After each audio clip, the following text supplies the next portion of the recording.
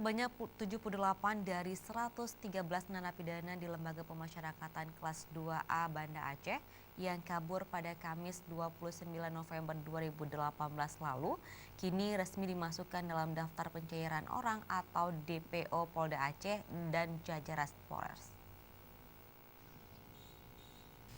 Kepolisian Polda Aceh dan jajaran Polres Aceh resmi memasukkan sebanyak 78 orang narapidana yang kabur dari Lembaga Pemasyarakatan Kelas 2A Banda Aceh dalam daftar pencarian orang. Hal ini dilakukan karena hingga batas waktu selama 3x24 jam yang diberikan kepada para napi yang kabur masih belum juga menyerahkan diri.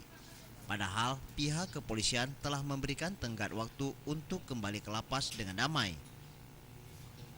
Jadi untuk perkembangan pencarian para warga binaan yang melarikan diri dari lapas kelas 2A Banda Aceh sampai sekarang sudah 35 orang sudah bisa kita amankan. Jadi 78 masih ada di luar, masih kita lakukan upaya-upaya untuk pencarian. Dan pimpinan dalam ini menghimbau kepada para warga binaan yang masih belum bisa ditangkap supaya kita masih himbau dengan cara-cara persuasif, dengan cara-cara edukatif, baik itu lewat media sosial atau menyampaikan juga pada pihak keluarganya. Selain napi yang terjerat kasus kejahatan narkotika dalam DPO yang disebarkan polisi tersebut, juga terdapat napi kasus pembunuhan sadis bidan di Kabupaten Pidia dan pelaku pembunuhan 3 orang sekaligus di Kabupaten Aceh Barat Daya.